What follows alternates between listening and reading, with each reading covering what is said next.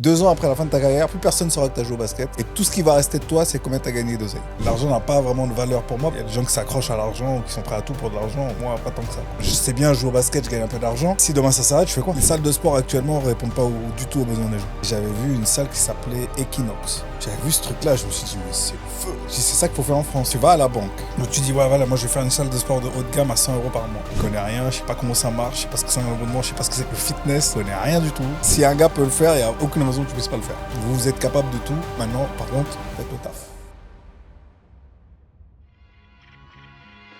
Rebound est un podcast créé et réalisé par l'agence Commun Sport. C'est le premier podcast qui donne la parole aux anciens sportifs devenus entrepreneurs. Moses Moubarak, ancien basketteur professionnel et aujourd'hui gérant de 3 salles de fitness haut de gamme à Bordeaux, Elevate Premium est un concept inspiré des États-Unis et qui prend à contre-courant le modèle économique des Basic Fit. Dans ce podcast, Moses va nous expliquer son parcours et comment lui est venue l'idée de devenir entrepreneur. Place à Moses. Moses, quand j'ai pensé à ce podcast, Rebound, qui vise justement à parler des sportifs qui se reconvertissent et qui deviennent surtout entrepreneurs, j'ai de suite pensé à toi. Et je me souviens encore, je t'envoie un petit message et tu réponds présent. Aujourd'hui, tu quittes Bordeaux pour venir à Paris me rejoindre. Je te remercie beaucoup parce que tu as une histoire vraiment rocambolesque, inspirante et magnifique. Et je voudrais qu'aujourd'hui, tu nous en parles. Ok. Donc, est-ce que tu peux te présenter, Moses? Qui es-tu? Et ton parcours scolaire aussi. Il y a ma fille qui est là, donc je vais peut-être raconter quelques mythos. Non, je rigole. Non, je m'appelle Moses Moubarak, j'ai 39 ans depuis peu. Je suis né à Paris. Et voilà. En fait, moi, je vais te cacher. Toi et moi, on a été basketteurs. On ne l'est plus. On a été reconvertis, bien évidemment. Et aujourd'hui, t'es gérant d'Elevate Premium, des salles de sport très, très, très, très haut de gamme sur Bordeaux. C'est bien ça? C'est ça. Et moi, en fait, je voudrais qu'on retrace ton parcours parce que, en fait, en tant que joueur, tu fais partie de ces joueurs qui me surprennent. Ces joueurs reconvertis qui me surprennent parce que, on va pas se le mentir, t'as eu pas un parcours facile et je sais très bien qu'aujourd'hui de te retrouver à la tête gérant de 3 grosses entreprises, de 3 grosses salles de sport, je voulais savoir un peu quel était ton parcours. Déjà, bon, comme je disais, j'ai grandi à Paris, donc plutôt à Sarcelles. À 5 ans, bon, mes parents se sont séparés. Ma mère est partie chez mon grand-père et mon père nous a emmenés en Allemagne. À la suite de ça, bon, il a eu quelques problèmes monsieur de là-bas, donc il est parti en prison là-bas. On a été placés en famille le temps que ma mère nous récupère. Donc, en famille, c'était un peu difficile parce que les familles allemandes, on était noirs. C'était un peu bizarre. Ma mère nous a récupérés. Après, j'ai vu mon père une dernière fois, je crois que c'était au tribunal ou au parloir, je ne me rappelle plus, j'avais 5-6 ans. Et après, j'ai plus jamais revu. Bon, c'était un choix parce que ça s'est pas forcément super bien passé. Enfin, de mes souvenirs, en tout cas, j'ai que les souvenirs un peu négatifs, forcément. À cet âge-là, je me rappelle pas que des trucs qui me choquent, quoi. Donc à cet âge-là, on se rappelle pas de tout, forcément, mais il devait très certainement y en avoir plein, mais je me rappelle pas, en tout cas. Et donc, du coup, après, on revient à Torcy, je crois. Non, Maison Alfort, d'abord, on nous avait prêté une maison parce que ma mère est revenue avec rien. Donc, très dur. Et ensuite, on a emménagé à Torcy, pareil, très dur. Ma mère avait repris ses études. Donc, très, très peu d'argent. On vivait, ouais. Et je crois qu'on n'avait pas de télé. Donc, tout le monde racontait les Dragon Ball, le truc, etc. Ouais, quand même. Pas de télé, pas de machine à laver. Ma mère faisait de la lessive dans la baignoire. Donc, ouais, c'était un peu difficile jusqu'à ce que ma mère, ça a toujours été une tête, tu vois. C'est toujours une grosse bosseuse parce qu'elle travaillait la nuit à côté et tout. Donc, c'est ce qu'elle nous a un peu inculqué à moi et mon frère. Et du coup, à la suite de ça, elle a réussi à devenir prof. Donc là, la vie, elle a un peu changé parce que quand t'es prof, tu peux faire des crédits. Donc voilà, donc on a réussi à remeubler l'appartement, etc., etc. Et après, à un moment donné, elle a décidé de partir en province à Vittel. Parce qu'elle était prof d'allemand, donc du coup, pour se rapprocher de l'Allemagne, parce que mon père était sorti de prison, elle n'a pas forcément envie qu'il nous retrouve. Donc voilà, et j'ai commencé le basket du coup à Torcy avec un ami à moi qui s'appelait Samir Megdad, qui joue encore d'ailleurs, je Ouais, je vois crois. très bien, je le connais, ouais. Ouais, c'est vraiment lui. Bon, lui, c'était la star de l'équipe à l'époque, et moi, j'étais son petit, quoi. Moi, je me rappelle je mangeais chez lui, sa mère s'occupait super bien de moi. Et je permets de te couper parce que Ouais. justement, après, bon, là c'est de quel âge à quel âge avant que tu commences le basket et que tu bouges beaucoup? J'ai dû commencer à jouer vers 10 ans au basket. Ok, donc tardivement, finalement, tu commences assez Ouais, tardivement comparé à la moyenne. bah, en fait, il y avait eu les JO 92, et tu sais, à l'époque, il n'y avait pas beaucoup de renom à la télé. Et moi et mon frère, on voyait Jordan, les grands gars balèzes, beaux gosses, débarquer de partout. Et du coup, on avait tous envie de faire du basket, parce que je crois qu'avant, je faisais du ping-pong ou du taekwondo. Enfin, j'ai fait les deux, ping-pong et taekwondo. Et tu vois à la télé des gars comme ça, c'est super inspirant. Et on se dit, non, faut jouer au basket, on va être comme eux, quoi. Parce que nous, on n'avait pas vraiment de figure paternelle, tu vois, si tu veux. Et là, tu voyais des gars sur lesquels on peut s'inspirer, tu vois. Et tu t'inspires justement à 92. C'est clair qu'on s'est tous inspirés 92, mais qu'est-ce qui fait qu'à un moment donné, tu te dis, moi, je vais être sportif professionnel, j'ai envie d'en faire mon métier. Quel a été le déclic pour toi, en sachant que tu as beaucoup bougé et que finalement, tu commences assez tardivement le basket? Qu'est-ce qui fait que tu te En dis, fait, c'est venu automatiquement. J'ai commencé à jouer au basket. Bon, au début, j'étais éclaté, hein, on va pas se raconter de salade. Et à un moment donné, non, dès le départ, je voulais être pro. Et en fait, j'ai regardé les vidéos de Michael Jordan, et il disait tout le temps, faut s'entraîner, s'entraîner, s'entraîner, s'entraîner. Il s'entraînait tout le temps. Donc, je me dis, attends, t'as juste besoin de t'entraîner, ben on va s'entraîner tout le temps, quoi. Donc après, il n'y avait pas encore toutes les vidéos YouTube, tous les coachs individuels comme ouais, ça, il faut le dire la vérité, hein. tu À vois. cette Donc époque, nous, à il cette n'y avait époque, il pas n'y tout avait rien. ça. Donc moi, je prenais mon ballon, mais en plus, j'étais là-bas. À un moment donné, j'étais à Épinal. Il y avait un pote qui travaillait, il s'appelait Pierre-Luc, qui travaillait son père travaillait aux autoroutes. Donc il me donnait du sable. Quand il y avait de la neige sur le terrain, on mettait le sable, on mettait le sable, on attendait que ça fonde. Tu jouais à l'extérieur, c'est Ah ça? bah, on jouait dehors, ouais. Dehors, dans le froid, à moins, je sais pas combien. Et parce qu'il disait que pour être à droit, il fallait shooter, shooter, shooter. Donc je suis allé tout seul, shooter, shooter. Et j'allais tout le temps, tout le temps, tout le temps. Je faisais tous les entraînements avec les filles, avec tout le monde. Un maximum. Et ça tombe bien, tu vois, tu me parles. Moi, j'aime bien parler de cette période de basket, de basketteur pro. Aujourd'hui, tu en retires quoi? Qu'est-ce que toi, tu en retiens justement de cette carrière-là? Quels sont les plus, les moins? Parce que on va pas se mentir, aujourd'hui, j'ai l'impression qu'on fait beaucoup de sacrifices quand on est sportif de haut niveau, basketteur, quand on joue pas en pro, et même quand on joue en pro, c'est compliqué. Et qu'est-ce que tu retiens de bien, justement, les plus et les moins de ta carrière de sportif? Alors, les gros plus, c'est que quand tu es sportif, déjà, tu t'adaptes à toutes les situations. Si tu perces, même si tu es en N2, etc., c'est que tu as bossé. Sauf si tu fais 15 mètres, mais c'est que tu as bossé dur, parce qu'il y a quand même beaucoup de concurrence. Et ça t'apporte vraiment, vraiment beaucoup de choses. Les points négatifs, je dirais, il y a beaucoup d'appelés et peu d'élus, donc forcément, il y a beaucoup de frustration pour ceux qui n'y arrivent pas. L'encadrement, on va pas se raconter, ouais, ils prennent celui qui veut venir encadrer les enfants, et qui est motivé, parce que c'est des gens passionnés, mais il n'y a pas vraiment de. C'est pour ça qu'il y a très peu d'anciens joueurs qui encadrent des jeunes aujourd'hui. Donc voilà. Donc quand tu as la chance de tomber sur un bon encadrant, comme moi ça m'est arrivé quand j'étais à Bayonne par exemple, qui s'appelait Christophe Brunet, qui était aussi une figure paternelle du coup, Mhm. je me rappelais un jour, avec Ben, j'avais fait une connerie. Je vais. Je sais plus ce qu'on avait fait, on avait bisuté quelqu'un, je sais plus ce qu'on avait fait. Il vient, on arrive à l'entraînement, il nous met tous autour de la table, il vient, il me met une tarte. Ah ouais, carrément. Il me met une tarte. Et pourquoi? Et Parce pourquoi? que j'avais fait une connerie, non mais Ouais. j'avais fait un truc pas bien. Je me rappelle plus ce que c'était exactement, Ben doit s'en souvenir, mais moi je me rappelle plus. Mais j'en avais fait un truc de ouf. Ils avaient mis une tarte à moi et à Ben. Je rentre vénère et tout, j'appelle ma mère. Hé, tu sais pas ce qui s'est passé, nanana, il m'a mis une tarte. Nanana. Oui, oui, il m'avait appelé avant, c'est moi, je lui ai dit ok. Ah ouais, carrément. Ma mère, elle a dit ouais, ben ouais, tu mérites. Donc, du coup, je pouvais plus me retourner derrière ma Ah mère. ouais. Et en vrai, voilà. La tarte, maintenant, je sais que t'en es une nouvelle génération, mais je la méritais, et ça m'a fait prendre conscience de plein de choses. Aujourd'hui encore, je le respecte à la vie, parce que c'est lui qui a fait l'homme que je suis aujourd'hui, quoi. Vraiment. Et toi et moi, on a été dans le même centre de formation à Pau. Ensuite, on a rejoué ensemble, on a joué ensemble à Chalon. Et c'est vrai que, tu vois, moi, je t'ai côtoyé de près, on a été des potes, on a fait la Java ensemble, on a joué ensemble, on a souffert ensemble en entraînement.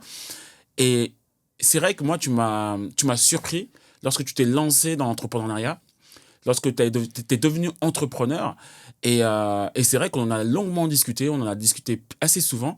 Quel était pour toi le déclic de te lancer pour devenir entrepreneur et être à ton compte? Bah, en fait, direct, en fait, dès le départ, tu vois, c'est tellement précaire. Tu sais, c'est tellement la décision d'une personne qui fait que tu joues pas, Exact. que est-ce que t'es pris, t'es pas pris dans l'équipe. C'est hyper précaire et tu sais pas combien de temps ça va durer dès le départ. Ouais. À moins que ce soit un phénomène comme Wembanyama, quand tu sais pas, c'est hyper, c'est très dur à.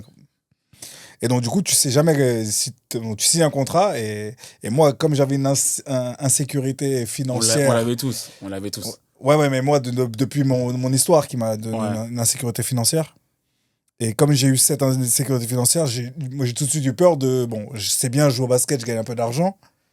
Mais si demain ça s'arrête, je fais quoi? Ouais. Et du coup, dès le départ, je me suis dit, bon, dès que je prends un premier billet, faut que je fasse un truc avec. Faut que j'investisse, parce que je savais que fallait investir un peu d'argent pour en gagner. Et si tu voulais pas. Ou alors, comme je joue au basket, je pouvais pas travailler à côté. Donc, forcément, il fallait que je fasse des placements, des trucs. Voilà. Et c'est vrai qu'on en a discuté. Toi, ton premier investissement, tu l'as fait très tôt, très jeune. Et moi, j'ai été surpris. On en a discuté par téléphone. Tu vois, comment ça se fait que tu t'es lancé là-dedans? C'est un concours de circonstances. Ah, bah déjà, il faut savoir que j'ai pas peur de perdre de l'argent, ou l'argent n'a pas vraiment de valeur pour moi, parce que tu sais, quand on n'a pas, ça. Il y a des gens qui s'accrochent à l'argent ou qui sont prêts à tout pour de l'argent. Moi, pas tant que ça, quoi. Je sais qu'il en faut pour vivre, donc il faut que j'assure une rentrée. Mais après, si demain il n'y en a plus, on sait faire sans. On a fait sans. Et donc, du coup, ma mère était en Guadeloupe, elle allait venir à Orléans. Et du coup, moi, j'allais tous les étés en Guadeloupe, parce qu'au bout d'un moment, ma mère, elle est repartie aux Antilles, en fait, après Épinal. Et donc, du coup, moi, j'étais. Je sais plus ce que je disais. Donc, ouais, ta mère était revenue à Épinal et que tu Ouais, allais donc du souvent coup, en ouais, Guadeloupe. ma mère est revenue à Orléans, elle a trouvé un nouveau poste, super poste d'inspectrice académique. Et donc du coup, moi je me suis dit non mais moi l'été je vais aller où? Parce que c'était une fois que je suis allé aux Antilles, j'ai compris que je venais de là et que c'était mes racines, tu vois. Et donc du coup, je me suis dit ben il faudrait qu'on trouve un pied à terre. Et du coup, j'ai commencé à chercher des apparts dans tous les sens et tout pendant que j'étais là-bas en Bon, vacances. t'avais quel âge? Parce qu'il faut remettre tout dans le contexte. T'avais quel âge à ce moment-là? J'étais à Angers, donc j'avais 19 ans. 19 ans, tu gagnais combien par mois? À peu près, environ. Je sais même Parce que je veux plus. que les gens comprennent d'où tu viens, avec combien d'argent tu te lances et quel est ton Je sais mindset pas, de parce que l'époque. t'avais l'appart, À peu il près, à peu payait, je sais près. pas, dans les 2000 balles, je sais pas, avec l'appart, je me rappelle plus Ok, trop. non mais c'est intéressant. Donc tu gagnes 2000 euros. On devait être en 2008. Ok. Ouais, c'était dans les. Donc tu as 19 ans. Parce qu'en fait, j'ai eu mes premiers contrats avant, après je suis passé à Pau, Ouais.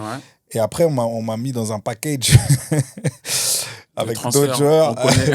avec d'autres joueurs en fin de. Parce que moi je pensais que j'allais rester à Pau, et finalement à la dernière minute c'est pas fait, bref, ils ont pris un coach américain ou je sais pas quoi, bref. Et donc du coup je suis atterri en Pro B, et on m'a mis dans un truc, je sais même pas si c'était même pas, je crois que c'était moins que le salaire minimum à l'époque. Je sais plus, c'était. Mais bon, comme moi je voulais jouer et prouver ce que je voulais, je me suis dit vas-y, je vais prendre et t'inquiète, je vais vous montrer ce que je vaux et ça ira. Et donc du coup dans le package, mais bon à l'époque, vu que t'as pas de charge, pas de loyer, Exactement. pas de truc, t'as 2000 balles d'argent de poche quoi. Et avec ça, avec un petit investissement à 100 000 balles, ou à payer 500, 600 euros par mois pendant 20 ans, tu t'achetais un truc quoi. Oui, mais on va être d'accord, c'est pas commun. Quand on a 19, 20 ans, on reçoit 2000 euros. La première chose qu'on fait, c'est qu'on flambe, on sort, on veut se faire plaisir, justement. Et pourquoi, toi, à ce moment-là, tu te dis, je vais investir? Parce que je savais que déjà, il fallait que je rentre en Guadeloupe l'été. Et je savais que de toute façon, ça allait être. Tu vois, je suis arrivé en Pro B dans un package. Et ça, tu le savais dès le Oui, départ? mais moi, si tu veux, moi, je pensais pas que ça allait se passer comme ça. Donc, c'est-à-dire que il n'aurait pas accepté le package. Je sais même pas où est-ce que j'aurais joué, tu vois. Ouais. Donc, tu arrives dans un truc. Donc là, j'avais signé 1 an, je crois. Et tu dis, bon, là, l'oseille rentre aujourd'hui. On ne sait pas ce qu'il en sera demain. Peut-être que demain, oui. Peut-être que demain, non. Et moi, dans ma tête, je dis, ça va durer longtemps parce que je vais faire ce qu'il faut. Mais tu sais jamais. Donc, je me suis dit directement, je mets mon pied à terre. Et en plus, tous les mois, enfin, à ce moment-là, je savais pas parce qu'au début, j'ai acheté comme pied à terre. Après, je me suis dit, une fois que ça a été validé, je me suis dit, attends, le truc est vide toute l'année. Moi, j'y vais 1 semaine ou 2 semaines l'été. Faut qu'on loue. Mais à l'époque, Airbnb, tout ça, ça n'existait pas. Ouais, c'est clair. Ça n'existait pas. Ça, Donc, c'est du coup, clair. on s'est dit, on a commencé à mettre les annonces sur le Bon Coin avec mon pote Garé, qui le gère encore aujourd'hui. Et on a commencé à mettre des annonces sur le Bon Coin. On a commencé à trouver des meubles sur le Bon Coin à l'arrache. Et on l'a loué comme ça. Et au début, ça a rapporté 500 balles par mois. Ça se paye. Ça s'est toujours remboursé. Au final, j'ai jamais sorti d'oseille. Depuis le départ, ça a jamais. Et après, c'est monté jusqu'à 3000, 4000 balles par mois maintenant. Tu vois? Et c'est en partant de zéro. Et pour avoir le prêt, à l'époque, étant donné que j'avais été des CDD, tu vois, au basket. Donc, j'ai demandé à ma mère, comme elle était fonctionnaire, elle a pu avoir le prêt. Et bon, mais après, les papiers sont à mon nom, etc. Mais bon, elle a quand même pu avoir le prêt. Et au final, c'est passé comme ça, quoi. Mais c'était. Ouais. Et est-ce qu'à ce moment-là, tu as un déclic et tu te rends compte que finalement, entre guillemets, faire de l'argent ou être entrepreneur et se lancer dans une affaire, finalement, il faut juste avoir l'envie et l'audace, en fait. Ouais, c'est ça. Ouais. En vrai, quand tu te lances dans les affaires, tu te rends compte que tous ceux qui se lancent dans les affaires, c'est pas forcément les meilleurs. Ouais. C'est pas méchant. Mais pourquoi tu dis pas les meilleurs? Dans quel sens En fait, tu veux dire c'est ça? juste ceux qui ont l'audace de le faire. C'est pas forcément ceux qui réussissent dans les affaires, ce sont les meilleurs. Mais il y a plein de gens qui vivent de leurs affaires et qui ont juste l'audace de se lancer, quoi. C'est pas forcément. Ou alors il y a des gens qui voient trop gros et trucs et qui se cassent la gueule. Mais en vrai, les meilleurs réussissent et perdurent. Et mais par contre, ceux qui réussissent. Enfin, tout le monde peut réussir en se lançant, tu vois. Moi, je pense aussi, et tu me dis hein, si je me trompe, il y a aussi une certaine éducation financière. Après, soit on l'a, soit on l'a pas, d'une certaine manière. Dans ma famille, enfin, la famille que je connais du côté de ma mère, tout le monde est fonctionnaire, mec. Il y a personne qui entreprend rien. Quand je parle d'éducation financière, ça veut dire, c'est pas forcément de se dire je vais investir, hein. C'est se dire quand je reçois ma paye, ben, je vais pas tout claquer d'un coup. Est-ce que tu as eu Non, cette notion depuis le non, départ? parce que j'ai tout claqué, moi.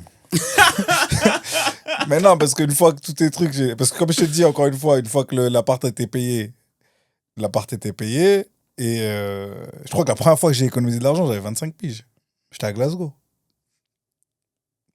D'accord, ok. Tu vois. Maintenant, alors je rebondis là-dessus, c'est tu signes à Saint-Etienne, donc on va pas retracer tout ton parcours Ouais, sportif professionnel. Tu as joué en Angleterre au Glasgow Rangers, c'est ça? Glasgow Rocks. Rocks, Rangers, Ouais. tu sais, Rangers, c'est les footballeurs. c'est les footballeurs. Non, mais voilà, dépôt de bilan de ton club, tu perçois une somme assez très intéressante qui te fait un bon pécule. Si tu veux dire la somme, moi, voilà, si tu peux dire la somme, si c'est. Bon, ceux qui connaissent savent que le plafond des PGE.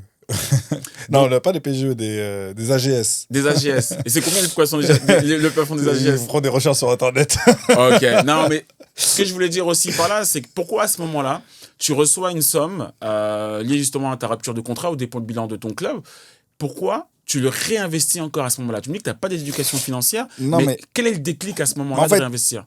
justement, comme j'ai commis pas. En fait, je suis obligé de parler de Glasgow. Parce qu'à Glasgow, j'ai rencontré un gars qui s'appelait EJ, c'était un Américain. Et moi, ça se passait super bien là-bas, tu vois. Et le gars m'a dit, écoute, là, t'es là, parce que je flambais, je dépensais de l'argent n'importe comment, j'achetais des trucs qui servaient à rien et tout. Il me disait, mais gars, pourquoi t'achètes tout ça? Je dis, bah, je sais pas, j'ai envie, pourquoi pas. J'étais bien. Il me dit, eh, écoute, 2 ans après la fin de ta carrière, plus personne ne saura que t'as joué au basket. Et tout ce qui va rester de toi, c'est combien t'as gagné d'oseille. Et l'argent que t'as mis de côté. Il m'a sorti ça, ça m'a fait. Ça a germé, germé, ça a mis du temps pour germer, mais il m'a dit ça. Et c'est tellement la vérité. Parce que là, plus personne, quand tu marches, plus personne sait que tu. Et toi, quand tu joues, tu penses que c'est important, mais quand t'arrêtes, Quand t'arrêtes c'est rien en terminé. fait. C'est terminé. Ouais. Tu vois. Et sauf si t'es Flo, Pietrus ou des gars qui sont des légendes du basket en France, mais nous, personne ne s'est quitté, tu vois. Et pour en revenir à. Du coup, je prends l'argent et je suis quand même un peu dépensier. Et je me suis dit, tu sais quoi, cet argent-là, faut que j'investisse. Parce que si j'investis pas, je vais le craquer. Je vais le perdre. Et mais ça a mis un peu de temps parce qu'il y a des procédures judiciaires pour que ça tombe. Ça devait tomber. Donc moi, j'ai commencé à regarder un peu partout, etc. Et entre-temps, je me suis pété le genou. Je vais chez le chirurgien. Il me dit, ouais, bon, bah, tu pourras plus jamais jouer au basket. Donc j'ai chialé un peu.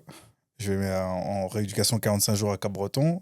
Après, je me dis, bon, attends, tu sais quoi, je vais recevoir un gros billet, je peux plus pouvoir jouer au basket, vas-y, je vais l'investir. Parce que si je le garde sur mon compte, tous les mois, je vais prendre 1000 euros par-ci, 1000 euros par-là, 1000 trucs, et après, j'aurai plus rien.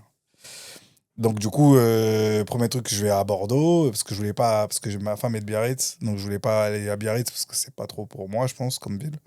Donc, du coup, je me suis dit, la plus grande ville, la ville qui me plairait le plus, c'était Bordeaux, en plus, quand on est allé jouer là-bas, c'était super Mm. cool. Tu te souviens? Et comment? Donc voilà, donc du coup, je me suis dit, je vais aller à Bordeaux. Donc à Bordeaux, je vais commencer à regarder des salles de sport. Et, et, euh, et moi, mon modèle de salle de sport, si tu veux, moi, j'avais déjà été aux States et j'avais vu une salle qui s'appelait Equinox. J'avais vu ce truc-là, je me suis dit, mais c'est le feu. Et j'ai dit, c'est ça qu'il faut faire en France. Et quand tu reviens en France, c'est pas manque de respect à aucune chaîne de salle de sport et tout, mais Basic Fit, Fitness Park, où tu as 1 milliard de machines, personne ne sait, les gens se bloquent une machine pendant des trucs, ils font tout et n'importe quoi dans le truc, tu les entends crier, trucs. Et toi, tu as Equinox dans ta tête, le truc chiadé, beau gosse et tout, tu dis, attends. En France, il y a un problème là. Parce que moi, je connaissais pas encore qu'il y avait je savais pas qu'à Paris, il y avait des chaînes, des trucs bien. Ouais. Moi, je connaissais que ce qu'il y avait un peu en province, tu vois. Et je dis, mais attends, c'est pas possible, il doit y avoir des trucs un peu plus solides quand même. Je lui dis, bah attends, moi, du coup, je vais faire ça. Et du coup, je visite un local, deux locales, j'ai failli partir. Parce que j'y connaissais strictement rien aux affaires, hein. Je suis parti visiter un truc, je savais que je pouvais payer parce que j'avais l'oseille. Mais donc, j'ai regardé un truc, je voulais l'acheter, c'était pas bon. Après, voilà, et je vais au salon du fitness et il y a une dame qui me dit, tu devrais acheter cette salle-là. Cette salle-là, par rapport à ce que tu me dis que tu veux faire, ça va coller. Donc, je fais quoi? Je vais à Bordeaux. Je vais pour revisiter la salle. Bon, les gars, ils étaient un peu. Et en gros, ils voulaient pas que j'achète. Parce qu'ils m'ont pas pris au sérieux. Les jeunes, noirs, trucs. Et ils m'ont dit, non, tu pourras pas faire un truc comme ça. Donc après, ils ont tapé mon nom sur Internet. Ils ont vu que j'étais sportif pro. Ils ont dit, ah, ils m'ont rappelé. Finalement, j'ai visité. Et ils m'ont vendu à un prix, je crois que c'était 400 000 euros. Qui valait, ça valait pas du tout ce prix-là. Je me suis fait arnaquer, mais dès le départ. Et plus, ils sont partis avec de l'oseille et tout, bref. Et mais bon, je savais pas du tout où je mettais les pieds. Donc j'achète la salle, j'ai 28 ans, 29 ans, je crois. Ah ouais, quand même. Ouais. Non, j'ai 39 ans, c'était il y a 11 ans. Donc j'avais 28 ans, je Ouais, crois. 28. J'ai 28 ans, j'achète la salle, je venais de me blesser. Et j'avais mon préparateur physique, celui qui m'a préparé pour Glasgow, il vivait à Bordeaux. Donc j'appelais tout le temps, il me donnait des conseils, il m'a dit, vas-y, moi je suis chaud, ton idée elle a l'air trop bien, viens, on fait, viens, on fait. Et donc, du coup, on dit, vas-y, viens, on fait. Et donc, du coup, on s'est mis à acheter la salle. Bon, on a galéré pour avoir les prêts parce que. Là-dessus, il faudrait que tu nous en parles. Faire un prêt, son premier prêt, quand on est sportif de haut niveau, c'est très compliqué. Tu l'as déjà dit, quand tu as fait ton achat, tu avais ta mère qui t'avait soutenu justement comme Pour le prêt co-emprunteur immobilier, ouais. pour le prêt immobilier. Mais là, quand tu te lances, tu peux nous parler de tous ces problématiques qu'on peut Bah, avoir. si tu veux, tu vas à la banque.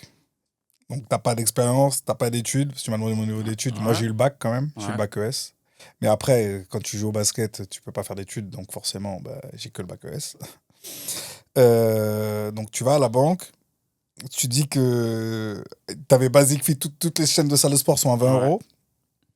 Donc, tu dis, ouais, voilà, moi, je vais faire une salle de sport de haut de gamme à 100 euros par mois. Elle te regarde, elle te dit, mais ok. Mais encore. Et en fait, non, au début, j'ai voulu acheter un spa. Au début. Et la bancaire, elle m'a rayonné. Elle m'a dit, mais un spa, si vous avez aucune connaissance, mais jamais on va vous prêter. Si on vous prête de l'argent, à la rigueur, c'est pour faire du sport. Mais pour faire du spa, jamais au de l'avion, on vous prête de l'argent. Et donc, du coup, j'ai mûri le projet avec José, mon associé. Et du coup il m'a présenté à quelqu'un qui était. Parce que lui, il bossait déjà dans une salle, qui était banqué dans sa salle. Et du coup, je lui ai présenté le projet. Donc, je sais pas s'il nous a suivis parce que c'était le pote de José ou parce qu'il y croyait et trucs. Mais en tout cas, il s'est démené comme un fou. On a eu. Bah, aucune banque nous a reçus de toute façon. Ouais. Elle a voulu traiter le dossier. Mhm. Lui, il a reçu, il a traité le dossier, et à chaque fois, on avait un refus, mais on avait la vraie raison du refus. Parce que tu sais, des fois, on te dit non, mais on te dit pas pourquoi. On te dit Alors, non, quels c'est sont pas possible. les exemples de refus que tu as eu à ce Bah, moment-là? j'ai eu pas assez d'apport, et bah, ils y croyaient pas, donc pas assez Ouais. d'apport. Donc, c'est sachant que quand tu fais ton premier prêt, t'es cautionné par un truc qui s'appelle BPI. En France, ce qui est bien en France, Mhm. c'est quand tu te lances, l'État a un organisme qui s'appelle BPI si demain tu coules, nous, en l'occurrence, ils nous remboursaient 75%. Enfin, ils prenaient en charge 75% de la dette parce que Mhm. toi, tu t'engages auprès de la banque à rembourser du coup que les 25. Donc, si tu empruntes 300 000 euros, eh ben, tu dois rembourser que 25% et eux 75%. Donc, ça, c'était cool. Donc, eux, ils nous prenaient à 75%. Donc, normalement, si tu apportais 25% En apport, en en cash. apport, en Ok. cash, la banque ne pouvait pas perdre. Tu vois. Donc, si la banque ne perd pas, il n'y a pas de raison qu'ils ne te prennent pas. Qui n'accepte pas ton emprunt. Eh bien, ils ont dit non. Et il a dit dites-lui de revenir avec plus d'apport. Et on a amené 30%. Ils ont dit non. Je crois qu'on a amené 40 ou 50% après. Et ils ont dit oui. Et à ce moment-là, on a dit oui. Ils ont dit oui, donc super. On a repris en septembre 2014, je crois. Ouais. Septembre 2014, on reprend. Et je me retrouve en face de 5 employés. Je n'y connais rien. Je ne sais pas comment ça marche. Je ne sais pas ce que c'est un abonnement. Je ne sais pas ce que c'est que le fitness. Je ne sais pas ce que c'est des cours. Je ne connais rien du tout. Et je me retrouve devant les gens et je pense qu'ils ont dû dire mais c'est qui ces gars-là, qu'est-ce qu'ils viennent faire. Heureusement il y avait José qui connaissait un peu le truc, mais il connaissait encore les salles de muscu tout ça, mais pas la gestion d'une entreprise quoi. Mais moi, franchement, je te dis honnêtement, Moses, moi, je suis admiratif. Parce que, comme je te dis, on a joué ensemble. Tout ce qui était pompe, muscu, moi, je te voyais pas. Non, mais tu vois, je te voyais pas. Et c'est vrai en Tu vois, plus. tu n'étais pas quelqu'un qui, physiquement, qui était le plus acharné de travail. OK? Si, mais pas en muscu. Non, en muscu, non, excuse-moi, en muscu, tu étais un Ouais. gros shooter, tu bossais sur le terrain, il n'y a pas de problème techniquement. Je te parle en termes de musculation. Et c'est vrai que quand tu te lances dans ce domaine-là et tu dis, je n'y connais rien, à quel moment, est-ce que tu doutes à ce moment-là de toi? Est-ce que tu doutes de ce que tu vas faire? Ou tu es suffisamment confiant pour te dire, tu sais quoi, je vais réussir Non. parce que j'ai vu. Après, dans mon état d'esprit, si un gars peut le faire, il n'y a aucune raison que tu puisses pas le faire. Donc s'il y a d'autres salles de sport qui existent, c'est que tu peux le faire. Après, c'est comment tu t'y prends. Donc, première année, on perd 100 000. Là, bon, j'avais un peu d'oseille de côté, mais là, tu te dis, bon, si tu fais ça pendant 2 ans, t'as tout perdu et t'as plus rien, tu vois. Donc, tu te dis, bon, on va réfléchir un peu.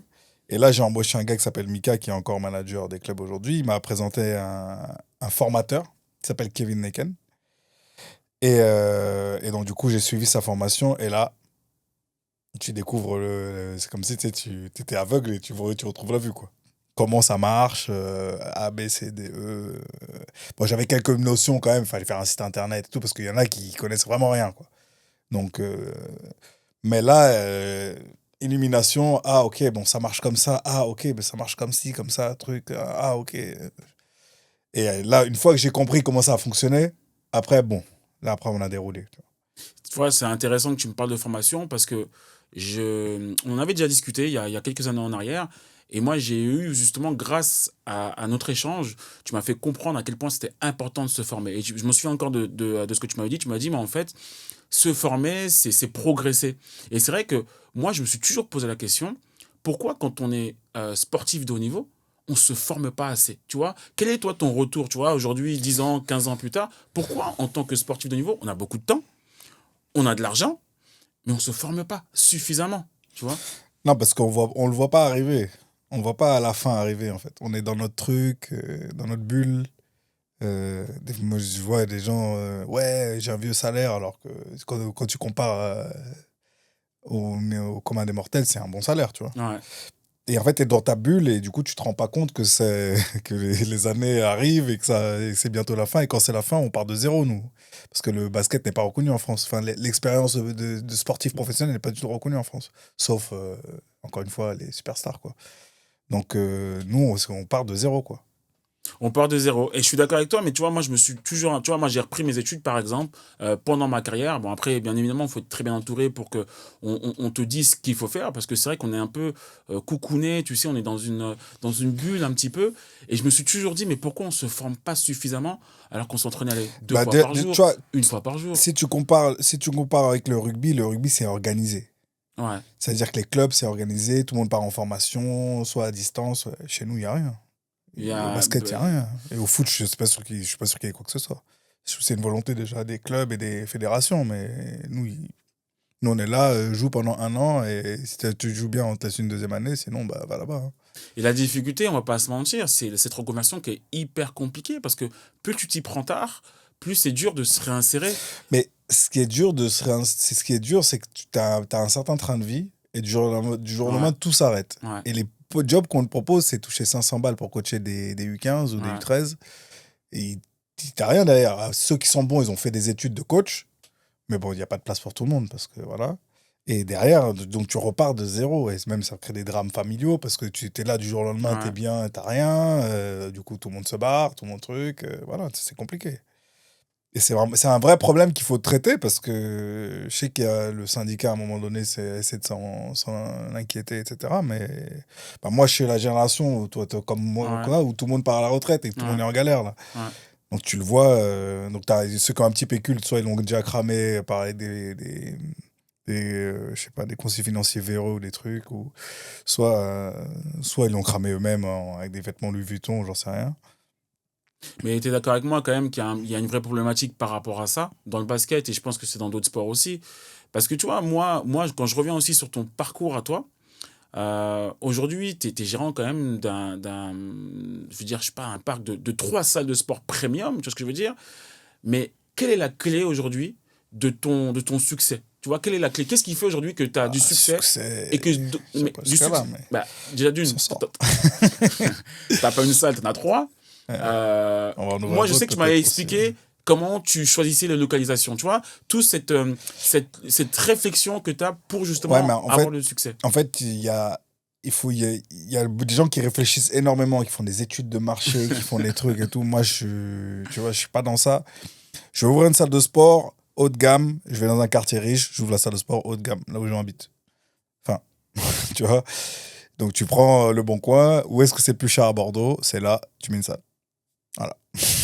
Aussi simple que ça. C'est aussi simple que ça. Arrête, tu vas pas nous dire que quand même qu'il n'y a pas d'autres tips.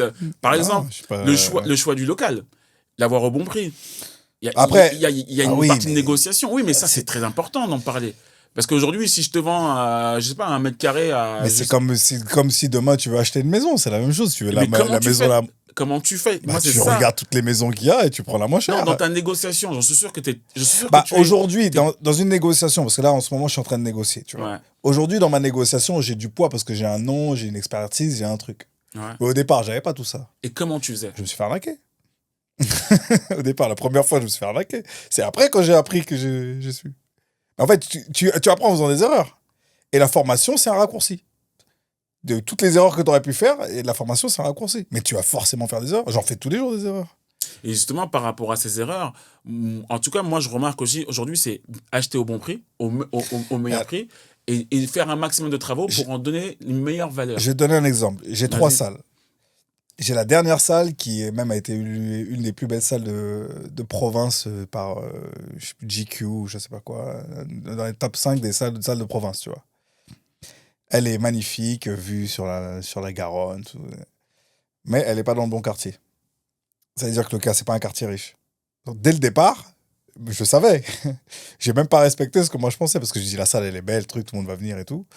Et ben c'est la salle qui a le plus de mal, tu vois. Parce que j'ai pas respecté le truc que je pensais qu'il fallait faire, tu vois. Donc maintenant, je vais plus refaire l'erreur. Mais en fait, tu continues constamment à faire des erreurs. Et tu vas toujours en faire. Faut juste essayer de. J'ai même, tu vois, j'avais ouvert un bar. Mais pareil, tu fais des erreurs. Et justement, bah, je vais en parler de. Moi, j'estime, bah, comme tu dis, on fait des erreurs et on apprend. Mais quand tu ouvres ton bar, quelle est ta motivation? Quel est ton leitmotiv à ce moment-là? Et pourquoi tu fermes?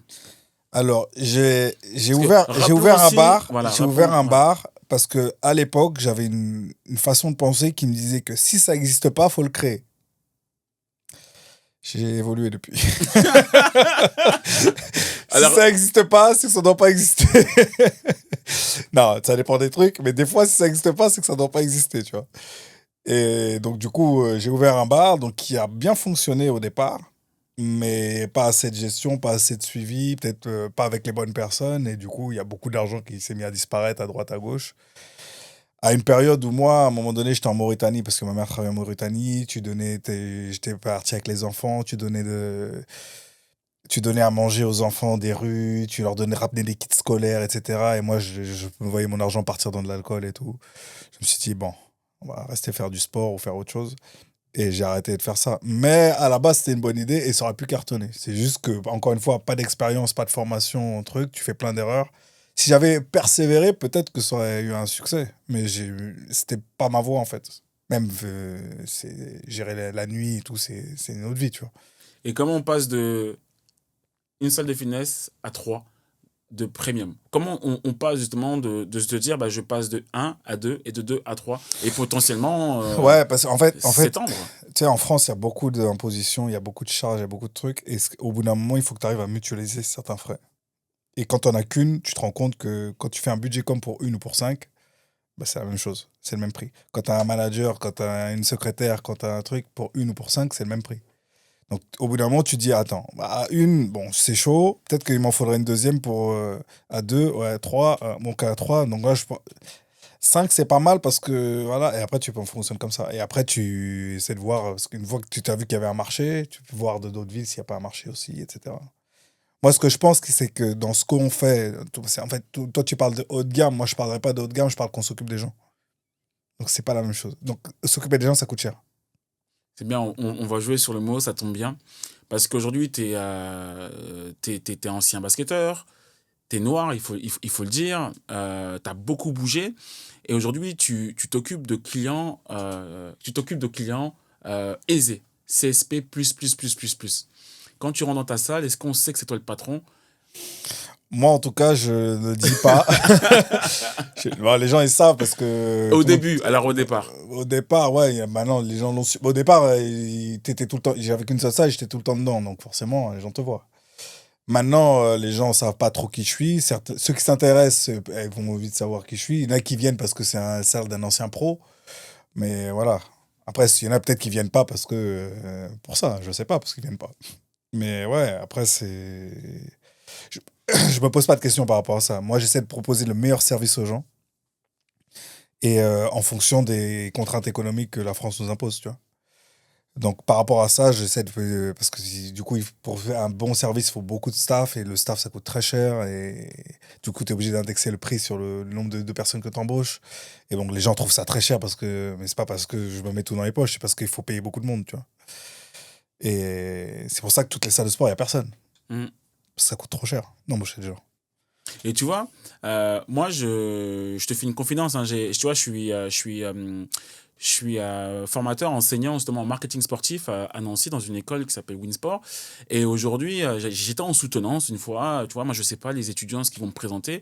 Et à un moment donné, il me parle il fait un benchmarking sur une salle de sport où il travaille, lui, à Metz, une salle de sport qui s'appelle Unique Fitness, une salle de sport premium C'est aussi. super aussi. Ouais. Et c'était marrant parce que dans le benchmarking, dans la comparaison, dans le SWOT, etc., il t'a cité.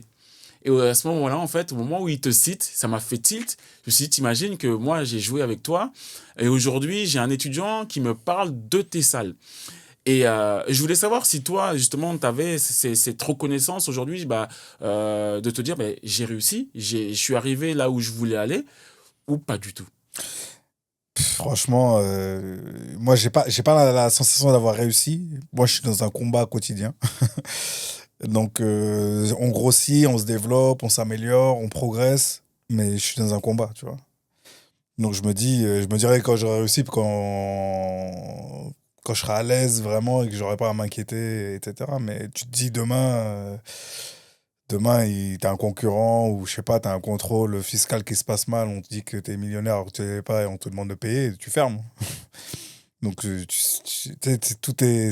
c'est hyper, c'est comme au basket, en vrai. Ouais, c'est marrant L'entrepreneur, ce que c'est tu dis. exactement comme au basket, c'est hyper, tu sais, il y en a qui marchent pendant 10 ans, du jour au lendemain, ça ferme, tu sais pas pourquoi les gens veulent plus y aller, ou tu vois. Ou un bad buzz, un truc, et ça marche plus. Et tiens, c'est intéressant ce que tu dis parce que c'est une réalité quand tu es entrepreneur, en fait. Tu vois, j'avais regardé aussi un podcast, écouté un podcast qui disait que finalement, en France, un entrepreneur, il brasse beaucoup d'argent, mais il gagne pas beaucoup d'argent. Quand je dis gagner beaucoup Non, d'argent, ça veut dire que ça va pas dans nos poches. Tu vois ce que je veux dire? non. Il y a une imposition qui est énorme et moi, j'en fais aussi partie. Je pense que tu en fais partie en plus, toi, à un autre niveau. Je pense que quand tu es à un petit niveau, genre PME, TPE, tout ça, là, c'est plus compliqué que quand tu es une grosse boîte, tu vois. Parce que tu fais les plus grosses marges, plus grosses trucs et tout. Quand à notre échelle, avec. Non, c'est compliqué. On va pas se On est raconter de d'accord. salade, c'est compliqué. Tu vois, moi, je suis admiratif parce que quand je te Ouais. vois avoir autant de salariés, moi, je sais déjà aujourd'hui d'avoir des salariés, combien ça me coûte, comment il faut que je les optimise, un alternant, comment il Ouais, faut que je le nous, forme, on est une équipe de 40-45, hein. comment tu fais? Quel est ton taf du quotidien? Quand tu te lèves le matin et Bah, quand en tu... fait, moi, je pars du principe que je suis pas bon, je suis bon dans pas grand-chose à part choisir les gens. On va pas se mentir. Donc, j'essaie de choisir les bonnes personnes. Donc, j'ai un manager général, j'ai un manager dans chaque club, j'ai une responsable RH, j'ai une secrétaire, j'ai une responsable commerciale. Et dès que je sens que quelqu'un a un truc, j'essaie de le faire monter, de l'emmener avec moi et tu vois. Voilà. Après, c'est difficile parce que tu sais, c'est de l'humain et très souvent, tu vois. Et comme ils voient qu'on progresse, qu'on ouvre d'autres clubs, tu sais, les salariés ils disent oh putain, il doit être super riche, et moi je veux gagner beaucoup plus. Genre, je leur donne le maximum que je peux donner, tu vois. Mais tu peux pas. Genre, l'État prend 50% de leur salaire déjà. Donc, C'est énorme, mais c'est énorme, non mais faut le non, dire. mais moi j'ai cette vision-là parce que je voyage et je vais à l'étranger et j'ai la comparaison. Les gens, pour eux, c'est leur quotidien, donc ils se rendent pas compte, tu vois. Mais par exemple, tu vas aux États-Unis ou à Dubaï ou au truc, et il y a zéro imposition sur le salaire, quoi. Et bien, tu vois, on va en parler, d'ailleurs, on va finir là-dessus par rapport aux perspectives. Quand on arrive justement, tu vois, tu parlais de mutualisation, mutualiser justement les frais. De t'étendre, mais je pense que tu peux pas t'étendre comme Basic Fit et avoir 40 Alors salles. là, si. Pas comme Basic Fit parce qu'ils en ont à tous les coins de rue, mais le besoin des gens. Enfin, les salles de sport actuellement ne répondent pas du tout aux besoins des gens. Les gens, pour la trois quarts de la population, ne savent pas s'entraîner seuls, ne savent pas ce qu'il faut faire et ont besoin de motivation. Et alors là, on leur met un grand hangar avec 1 milliard de machines à 19 euros. Bon, les gens vont y aller 3 semaines, après ils y vont plus, quoi. Mais Euh, finalement, est-ce que tu es plus ou moins rentable qu'un Basic Fit alors que tu es plus cher, mais eux, bah, c'est moins cher l'abonnement, mais alors, je finalement, suis pas convaincu que toutes ces chaînes-là soient rentables, de toute façon. De ok. un, j'ai pas leurs chiffres et tout, mais je suis pas convaincu. Des fois, il y en a des trucs qui ouvrent. Avec nos chiffres et notre vision du monde, ça peut pas fonctionner, mais pourtant, ça tourne et s'ils sont ouverts. Donc, je sais pas combien de temps ça va ouvrir, les trucs, parce qu'il y a des trucs qui viennent d'ouvrir et tout. Je sais pas du tout. Mais dans l'ensemble, voilà. Mais moi, j'essaie de faire en sorte de pouvoir réinvestir, d'avoir de l'argent pour réinvestir, améliorer les clubs, toujours progresser. En fait, d'être dans la progression, quoi. De toujours donner un meilleur service. On se bat pour essayer de donner un meilleur service tous les jours, quoi. Et Vraiment. aujourd'hui, ça se résume à quoi ton meilleur service? Aujourd'hui, si moi, par exemple, moi, je vais aller dans une salle de sport, pourquoi j'irai pas à Basic Fit et j'irai te voir toi et j'irai Bah, payer 5 fois plus cher? moi, je te dirais de quoi tu as besoin et on résout ton besoin. Voilà. Si demain, tu as besoin de perdre 10 kilos et que tu as besoin d'avoir un coach tous les jours avec toi, j'ai un abonnement et tu as un abonnement. Ah, si tu vas payer, hein. Mais tu auras un coach qui va être derrière toi. Si tu as besoin de quelqu'un pour soulever ta barre pour que tu fais des développés couchés, il y aura quelqu'un qui va soulever ta barre pour que tu Donc, fais tu des développés résous couchés. un problème. C'est-à-dire que toi, tu Tu apportes viens, une c'est quoi solution. ton problème? Ok, moi j'ai besoin de préparer un marathon. Ok, ben il y a quelqu'un qui va t'aider à préparer un marathon. Moi j'ai besoin de me défouler. Ok, ben là-bas il y a un cours de boxe, va faire un cours de boxe. Ah ok, moi j'adore le yoga. Bah tiens, va faire un cours de yoga. Ah moi je veux juste m'entraîner tout seul, mais à 19h quand je vais dans une salle, il y a trop de monde. T'inquiète, chez nous, il y aura suffisamment de monde, on va limiter le nombre d'inscriptions pour que tu puisses t'entraîner tranquille. Et c'est quoi aujourd'hui le parcours client aujourd'hui quand tu vas avoir une acquisition de client? Quel est son parcours pour qu'il devienne justement adhérent? Bah nous on fait de la pub pour se faire connaître, pour faire connaître ça, parce qu'en fait, les gens sont, les gens, le français en moyen n'est pas sportif, n'a pas beaucoup de connaissances en sport. Et pour Mm, eux, une salle de sport, toutes les salles de sport se valent. mm. Ils peuvent pas savoir qu'il y a des salles de sport qui sont beaucoup mieux que d'autres ou qui ont beaucoup plus de services que d'autres ou qui s'en savent rien. Donc nous, notre idée, c'est de faire connaître ce que l'on fait. Une fois qu'on a fait connaître ce que l'on fait, les gens viennent se renseigner ou pas. Et ceux qui viennent se renseigner, ensuite, on leur demande justement quel est leur besoin. Et voilà, ben, pour résoudre ce besoin, ben, il faudra payer tant, c'est plus ou moins cher en fonction des problématiques qu'ils ont. Et s'ils nous font confiance, alors notre projet, ça veut dire que si demain ils viennent pas, on les appelle pour qu'ils viennent. Ah, ok, d'accord. Il y a Et pour, il y a un vrai c'est suivi. notre projet, on essaie de le faire. Je te dis pas que c'est pas infaillible parce que, encore une fois, c'est de l'humain, etc. Mais c'est notre projet. C'est qu'on veut que les gens viennent, on veut que les gens restent, on veut que les gens aient des résultats, qu'ils en parlent autour d'eux. Voilà. Ok, bon, on arrive à la fin du podcast. On s'est connus, on n'avait pas d'enfants. Aujourd'hui, on a des enfants. D'ailleurs, tu es venu aussi t'es venu au podcast avec ta fille. Aujourd'hui, comment tu les éduques? Est-ce que par rapport justement à la difficulté que tu as eue tout le long de ton parcours, aujourd'hui, tu es devenu un entrepreneur. Moi, j'estime que tu as du succès. Toi, tu estimes non, mais moi, j'estime que oui. Quelle est l'éducation? Qu'est-ce que tu veux leur inculquer pour que justement, qu'est-ce que tu veux qu'ils retiennent de ton parcours et de toi aujourd'hui? Moi, ce que je veux vraiment leur inculquer, c'est qu'il faut qu'ils travaillent. Mais ils le savent. C'est... Et que tout est possible. Voilà. En fait, c'est eux qui vont définir si c'est possible ou pas. C'est leur quantité de travail, voilà, ils sont pas bêtes. Donc, à partir du moment où ils sont pas bêtes, ils sont éduqués, ils vont à l'école, ils ont tous. Moi, je mets tout en œuvre pour qu'ils puissent y arriver. Ensuite, c'est juste eux et s'ils ont envie et ce qu'ils mettent sur la table. Et tu vois, moi je le dis, hein, on n'a pas eu la même éducation dans le sens, la même accompagnement. Tu vois, mes parents, ils ont été proches de moi, mais ils n'ont pas pu m'accompagner dans mon projet de basket, mon projet d'entrepreneuriat. J'ai dû, entre guillemets, tout faire tout seul. Aujourd'hui, je pense que tu es dans le même type de parcours. Ah, oui, ma mère m'a vraiment. Elle m'a pas pu m'accompagner, mais elle m'a toujours soutenu. Exactement. Mais le soutien et l'accompagnement, pour moi, c'est quand tu veux faire des choix, on peut te dire attention. Tu vois, attention, ou moi j'ai déjà fait ça, tu vois. Ouais, mais tu sais, les plus gros freins, c'est les freins de l'esprit que toi, tu te mets toute seule.